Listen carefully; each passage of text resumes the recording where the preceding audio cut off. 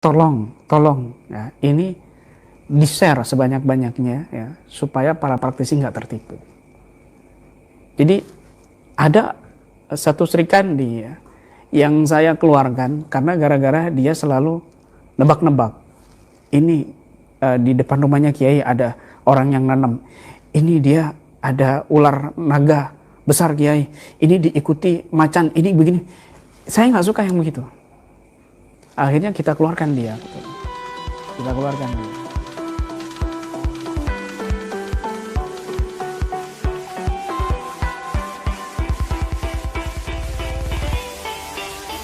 Assalamualaikum warahmatullahi wabarakatuh. Alhamdulillah. Alhamdulillahilladzi hadana lihada wa ma kunna nahtadiya laula an hadana Allah. Allahumma salli ala sayyidina Muhammadin nuri kasari wa madadikal jari wa jamani bihi fi kulli atwari wa ala alihi wa sahbihi wa sallim ya nur. Allahumma salli ala sayyidina Muhammadin nabiyir rahmah wa syafi'il ummah muballighin nubuwwati wa risalah wa ja'alna wa ashabar ruqya wa hadhil ummah marzuqina bi syahati wa salama wa sa'adati wa rabitah fid din wa dunya wal akhirah wa ala alihi wa sahbihi wa sallim. Rabbi israh li sadri wa yassir li amri wa hlul 'uqdatam min lisani yafqahu qawli. Rabbana afriq alaina sabran wa tawaffana muslimin. Ba'd. Ini yumkinul qat'u al-mutayaqqan. Ini bisa memungkinkan al-qat'u al-mutayaqqan, kepastian yang diyakini gitu. Kepastian yang dipastikan, yang diyakini. Selama orang itu belum mencapai maqam bisa memandang lauhul mahfuz, maka tidak ada lain, dia adalah hanya waham saja, dugaan saja, bukan ilham. Bukan ilham ya, bukan ilham.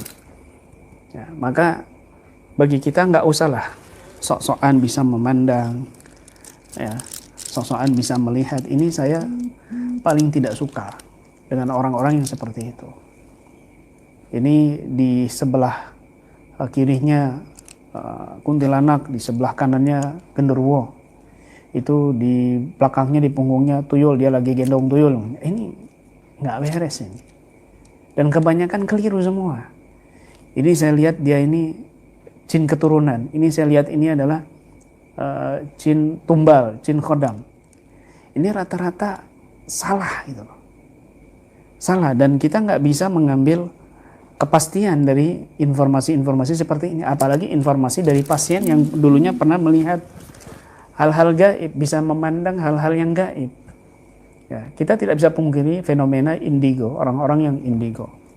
Dan di dalam pelajaran kita, orang-orang yang indigo ini terbagi menjadi dua. Orang indigo yang memang ada gangguan gaib, ada jin dalam tubuhnya sehingga dia bisa melihat hal-hal yang gaib.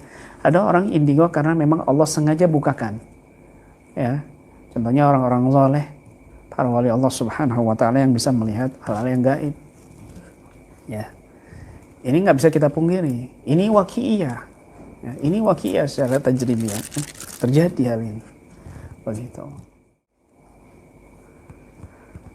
Mereka-mereka ini yang pasien-pasien bisa awalnya bisa memandang, bisa melihat hal yang gaib. Lalu kita sering tanya-tanya sama dia, tolong lihatkan ini. Ada gangguan nggak? Maka dia akan instingnya yang berjalan. Bukan lagi pandangan gaibnya. Karena pandangan gaibnya penyakit yang dia derita akibat ada jin dalam tubuhnya. Gitu. Memang pada saat ada jin itu dia bisa melihat penampakan-penampakan jin. Bukan hakikat-hakikatnya jinnya, tapi penampakan jin seperti kuntilanak, pocongan, genderuwo, tuyul dan sebagainya.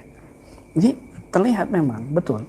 Tapi ketika dia sudah diobati, diruqyah, dikeluarkan jinnya, lalu kita bertanya-tanya dengan dia, ya, coba lihatkan, ini keliru.